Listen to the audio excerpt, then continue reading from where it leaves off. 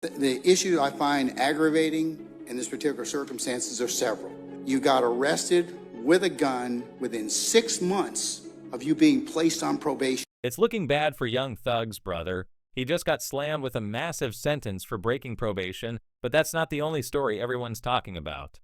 A leaked audio suggests the only reason he got that probation in the first place is because, just like Gunna, he snitched on Thug. Let me break it down. The violation that changed everything. 5 months. That's all on Funk.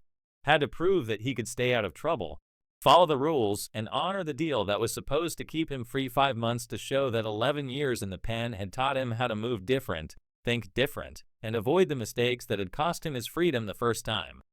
But sometimes the streets call you back whether you want to answer or not. May 4th was supposed to be just another day of staying compliant, staying low-key, and staying out the way. Instead, it became the day that everything on Funk had worked for since his release came crashing down in the most predictable yet devastating way possible. He was arrested in Atlanta on charges of possessing a firearm as a convicted felon, plus charges of evading police and street gang activity, all violating probation terms. The courtroom proceedings that followed were some of the coldest, most heartbreaking legal theater you could ever witness. Judge Earl Glenville, who would later be kicked off young Thug's case for his own misconduct, showed absolutely no mercy for Funk's situation. Mr. Greer, I take no pleasure in us being here again, but do you recall when I sentenced you on the 20th of December that I went through certain things that you were expected to do at that point in time? The judge's tone was that fake sympathy that prosecutors and judges use when they're about to destroy someone's life while pretending they don't want to. You understand that you're not allowed to possess or use a firearm while on probation? Yes, sir. The judge was building a record that would justify the sentence he was about to impose, making it clear that this wasn't about rehabilitation or second chances, it was about punishment. The most devastating moment came when the judge acknowledged that most of Unfun's violations were minor. You owe $141.08 in fees. You haven't started any of the community service in this particular case, so I find those to be proven violations. But, those are relatively $141 in unpaid fees and incomplete community service.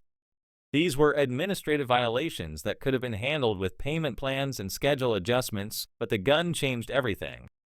The issue I find aggravating in this particular circumstances are several. You got arrested with a gun within 6 months of you being placed on probation. And I agree with the state that you're not a candidate for probation because all you had to do is just complete your probation and do what you're supposed to do. Instead, you were riding around the car with a gun in violation of your probation and what this court explicitly had conversations with you about. The judge's reasoning was legally sound, but completely disconnected from the reality of life in the neighborhoods where Fu had to exist. In suburban America, gun possession might be about hunting or home protection. In Zone 3, Atlanta gun possession is often about staying alive long enough to make it home each night. The final sentence was delivered with the kind of bureaucratic coldness that makes the criminal justice system feel more like a meat grinder than a path to rehabilitation. For that reason, sir, I'm going to revoke the balance of 9 years and 6 months. And you will serve that in the Department of Corrections. 9 years and 6 months. Nearly a decade of life erased because of decisions made in 5 months of freedom. The mathematics of mass incarceration are brutal in their simplicity. One mistake, regardless of context or circumstances, can cost you everything you've worked to rebuild. By August 2025, leaked communications started shedding light on the family's private debates over these plea deals. In one tweet, young Thug himself claimed he told his brother to accept the deal, saying it would spare their mother more pain. However, a leaked phone call with 21 Savage contradicts this, with young Thug denying he gave such advice.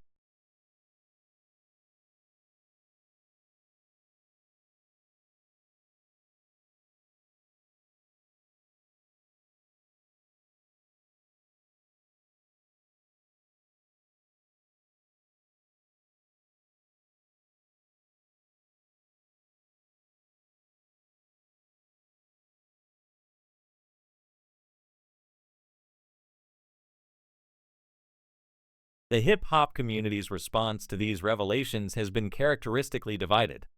Some view the contradictions as evidence of dishonesty, while others recognize them as the natural result of impossible pressures applied to family relationships, as YSL Mondo observed.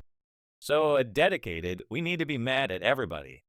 Then Mondo's analysis cuts through the selective outrage that often characterizes discussions about cooperation and hip-hop. If taking a plea deal automatically makes someone a rat, then consistency would require applying that label to everyone who accepted similar deals, including family members acting on advice meant to protect them. The broader implications of Unfun's violation became clear as Young Thug's trial progressed. Young Thug's trial became the longest in Georgia, history marked by delays, judge recusals, witness controversies, and mistrial motions. While his brother was fighting for his life in court, Unfunk was sitting in a cell unable to provide support, encouragement, or even communication due to the terms of his probation violation.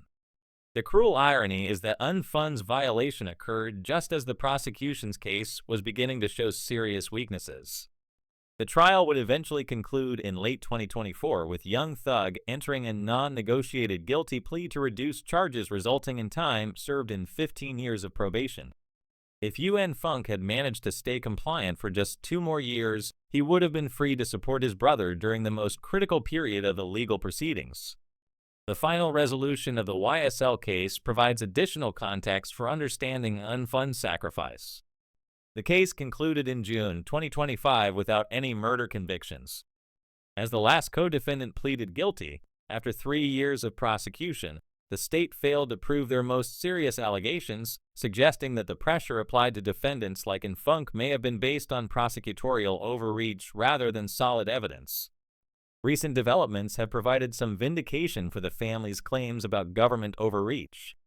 In August 2025, a judge dismissed a forfeiture complaint against Young Thug, allowing him to reclaim seized property. For example, Carr's Jewelry from the 2022 raid. The judge's decision to return property worth over $145,000 plus vehicles and jewelry suggests that even the courts recognized the prosecution had overreach in their attempts to connect legitimate assets to criminal activity. But to understand how this family went from having everything to losing it all, we need to go back to where it all started. Back to the block where 2 brothers learned that blood runs thicker than water, but not thicker than federal indictments from the block to the booth. See, when most suburban folks hear about Young Thug and the YSL situation, they think about chart positions and Grammy nominations. But real ones know that Young Thug, born Jeffrey Lamar Williams in 1991 in Atlanta, Georgia, is one of 11 siblings raised in the Jonesboro South Projects, and every single one of them kids came up in the struggle. We talking about Zone 3, where survival ain't guaranteed and making it out clean is damn near impossible. The Williams family wasn't just big, they was deep in the game from jump, but the realest cat in that whole bloodline, the one who kept it most thorough from day one, was Quandas Greer. Streets know him as Unfunk. When Unfunk first sat down to chop it up after doing a whole damn decade behind the wall, you could see the prison still in his movements, still in his speech patterns, that institutionalized swagger that comes from spending your 20s and 30s learning how to survive in the belly of the beast. But underneath that hardened exterior was a man who had just tasted freedom for the first time in over a decade. Let's keep it all the way real about what Unfunk was facing. When he touched down, he had a 2013 conviction for armed robbery, for which he served 11 years in prison before being released in 2020. We talking about real time, not county jail, not some soft sentence with good behavior. This cat did 11 straight years in the Georgia Department of Corrections, where they don't play games and every day is a test of your heart and your mind. When Fu hit the bricks in 2020, the world had changed completely. Technology had advanced, the music industry had shifted to streaming, and his baby brother had transformed from neighborhood hustler to international superstar. But family is family, and blood is thicker than any contract or business arrangement. When I got locked up, I just told him, like, go rap instead of just going to the street, just go rap. And he just took the bike and just ran. Yeah. But you seen your brother plea? Most definitely. But he said you told him to do that. Man, watch out. Man, oh God, that we telling the truth. Man, oh God, he kept. On that same guy, he kept. Man, he come in for nigga to take a plea and stay alive. I don't know though. Man. The dynamic between these brothers was beautiful in its authenticity, while Young Thug was out there pushing boundaries, creating new sounds, and revolutionizing what trap music could be.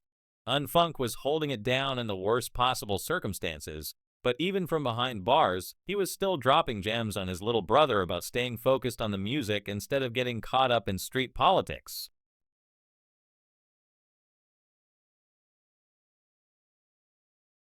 That's my brother. That's the baby brother. Y'all related. Yeah. That right, there is some real big brother, even from the pen. Unfunk was trying to guide his little brother away from the same mistakes that had cost him his freedom. Young Thug founded YSL, Young Stoner Life or Young Slime Life, around 2012, initially as a record label under 300 Entertainment and later Atlantic Records. The YSL was always more than just a label. It was a family business, a way to bring everyone up together and a legitimate path out of the streets for cats who had been grinding in the trap their whole lives. When Unfunk finally touched down in 2020, he didn't waste time feeling sorry for himself or trying to live off his brother's success. He got straight to work.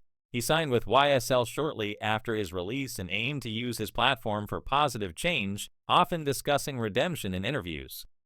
His debut album, My Struggle, in 2021, featured collaborations with Young Thug and Future, showcasing tracks like Mob Ties, Remit, and Real. The title, My Struggle, wasn't just marketing, it was autobiography. Every track on that project represented a piece of his journey from the streets to the pen to the boot. When you've done real time, when you've lost everything and had to rebuild from nothing, your music hits different. There's no faking that pain, no ghost writing that experience, is it? Is it overwhelming? Yeah. Sure. I ain't gonna rush it. Cause I know they gonna come, so just patient. This was the mindset of someone who had learned patience the hard way. Prison teaches you that everything worth having takes time, that shortcuts lead to setbacks, and that sustainable success requires discipline that most people never develop. The family dynamic during this period was everything that hip-hop claims to represent but rarely actually deliver. The Williams family consists of 10 siblings from a large family in Atlanta's Zone 3, with publicly documented siblings including sisters Dora White and Dolly White, both rappers affiliated with YSL, the late Angela Greer and brother Qantas Greer, stage name Unf. This wasn't just a record label, it was a family business in the truest sense. That's hard. So y'all like the Jacksons, like during Christmas time? Yeah. Word. The comparison to the Jackson family was accurate in more ways than one. Both families used music as a vehicle for economic mobility. Both had multiple talented siblings, and both faced the unique pressures that come with mixing family relationships and business interests. But unlike the Jacksons, the Williams family was operating in an environment where success could be interpreted as evidence of criminal activity. Prosecutors alleged YSL was a front for a criminal street gang affiliated with the National Bloods, involved in violent crimes, drug trafficking, and racketeering. Since 2012, every platinum plaque, every chart success, every expansion of the label could be twisted into evidence of an expanding criminal enterprise. This wasn't some token family member being given a deal out of obligation. Unfunk was developing his own sound, his own approach, his own identity within the YSL framework. Like he way over this way. Sometimes I don't know what he be saying. I just vibe. The admission that he didn't always understand Young Thug's artistic choices showed the respect and humility of someone who recognized his brother's genius while carving out his own lane. But success in the hood always comes with a target on your back. And by 2022, that target was getting bigger every day. Young Thug's success and East L's expansion had attracted federal attention, with prosecutors building a case that would eventually encompass 28 defendants and 56 charges. The very platform that was meant to provide redemption for cats like UNF was being portrayed as evidence of ongoing criminal activity. The setup was perfect for disaster. You had a formerly incarcerated individual trying to rebuild his life through music, supported by a brother whose success was being investigated as potential criminal enterprise. Every studio session, every family gathering, every business meeting was potentially being monitored and interpreted through the lens of criminal conspiracy, Unfunk's excitement about his upcoming projects was genuine and infectious. This was a man who had paid his debt to society, learned from his mistakes, and was ready to use his platform to inspire others. The tragedy is that he would never get the chance to see how far his music could take him. The family's approach to business was refreshingly straightforward. Yeah. Sounds good. You know, he made it possible. He put the money behind it. And, Pretty much. yeah. Young Thug wasn't just supporting his brother's music career. He was investing in his freedom, providing the resources necessary for successful reintegration into society. But in the hood, no good deed goes unpunished, and success always attracts haters. The very loyalty that made the Williams family strong would soon become the evidence that prosecutors used to justify tearing them apart, the bonds that had sustained them through poverty, violence, and incarceration were about to be tested in ways that no family should ever have to endure. What started as a beautiful redemption story was about to become a federal case that would tear apart everything they had built together. When the feds come knocking, May 9, 2022 started like any other day in Zone 3, but it ended with the kind of federal raid that legends are made of. When the Alphabet Boys finally made their move on YSL, they didn't come to play. They came to completely destroy everything that Young Thug and his family had built. And them folk coming out of trees and all types, snipers, you hear me? Drones, helicopters, all types. Gotti's description of that morning sounds like some military operation in a foreign country, not a music industry investigation in Atlanta, Georgia, but that's exactly how the feds wanted it. Maximum shock and awe to send a message that nobody was untouchable. The scope of the operation was designed to terrorize Young Thug, and 27 others were indicted on 56 counts under RICO, including gang activity, murder, and drugs with assets seized during raids. They wasn't just arresting people. They was dismantling an entire ecosystem, seizing cars, jewelry, cash, and anything else that could be connected to their alleged criminal enterprise for Unfunk. This raid represented the cruelest possible twist of fate. He had been released from his 11-year sentence just 6 months before the YSL RICO indictment. 6 months. Let that sink in for a minute. This man had done 11 years straight, came home to rebuild his life, started making music with his brother, and was just beginning to taste what legitimate success could feel like. But the streets don't care about your redemption story, and neither do federal prosecutors building their careers on high-profile cases. Unfunk was indicted alongside Young Thug and 26 others in the 2022 YSL RICO case in Fulton County, Georgia, accused of gang-related activities including theft and RICO violations. Like that, his second chance was in jeopardy. The RICO charges weren't just legal technicalities. They represented a fundamental attack on the very concept of family loyalty that had sustained the Williams clan through generations of struggle. Prosecutors alleged that YSL was a front for a criminal street gang affiliated with the National Bloods, involved in violent crimes, drug trafficking, and racketeering since 2012 in their narrative. Every family gathering was a criminal meeting. Every business decision was gang activity, and every show of loyalty was evidence of conspiracy. But Young Thug and his family saw something completely different. Young Thug has consistently denied gang allegations, asserting YSL is purely a music label and lifestyle brand, not a gang, pointing to its focus on music, fashion, and community. From their perspective, they had built a legitimate business empire that provided opportunities for family members and community members who otherwise might have had limited options. The pressure on defendants to flip started immediately. Federal prosecutors know exactly how to play the game. They arrest everyone at once, set impossibly high bonds, and then start offering deals to the smaller fish in exchange for testimony against the bigger targets. It's a tried and true strategy that has dismantled everything from mob families to drug cartels, and now they was applying it to a hip-hop collective for Unfunk. The calculus was particularly brutal. He had already done 11 years. He knew exactly what prison felt like, exactly what he would be losing if he went back. More importantly, he knew what his family would go through watching him disappear. Again, his teenage daughter, who had already lost her father for most of her childhood. would have to watch him get buried in the system for potentially decades.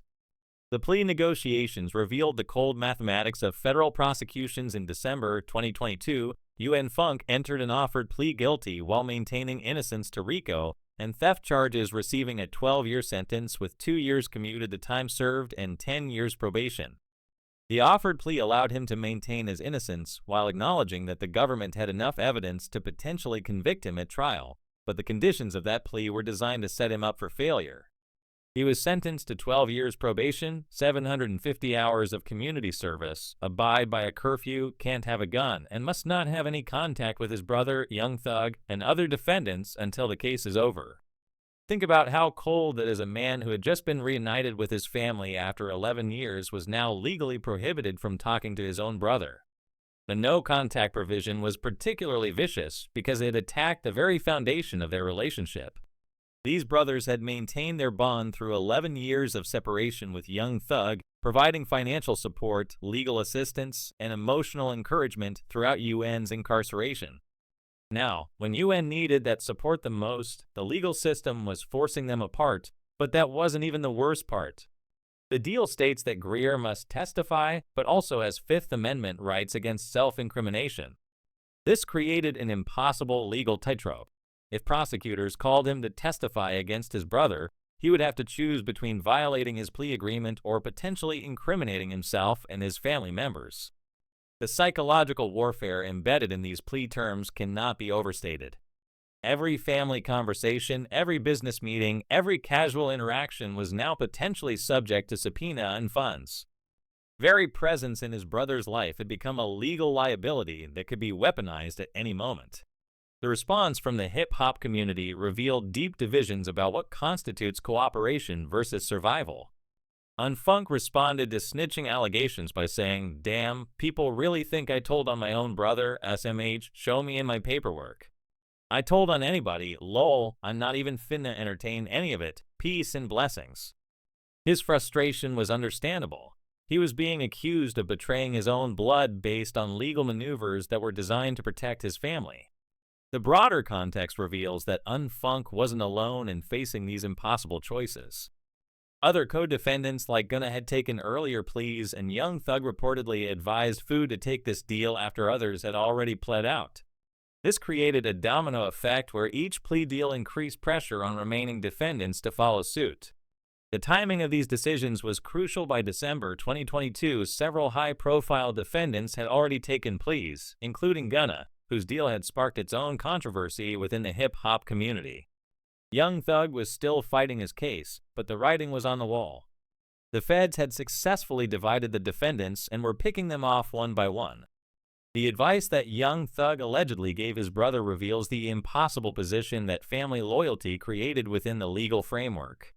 Recent leaked communication suggests that Young Thug claims he advised Unfunk to take the plea deal only after others had, defending it as helping my brada and not snitching. The phrase, helping my brada, speaks to a different set of values than what the legal system recognizes from Young Thug's perspective. Watching other defendants take deals while his brother held out for trial wasn't about principle. It was about practicality. Why should Unfunk risk decades in prison when other people with similar charges were walking away with probation? More importantly, why should their mother have to watch another son potentially disappear into the prison system for decades? But the streets operate on different logic than courtrooms, and the hip-hop community's response to these plea deals created additional pressure on everyone involved.